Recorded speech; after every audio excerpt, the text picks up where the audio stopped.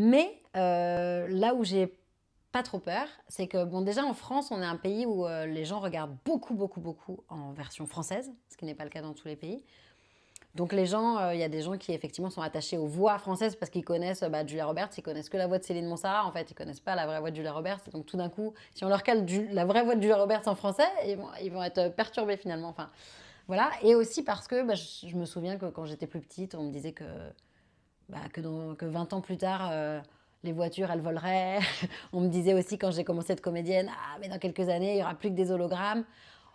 On a quand même.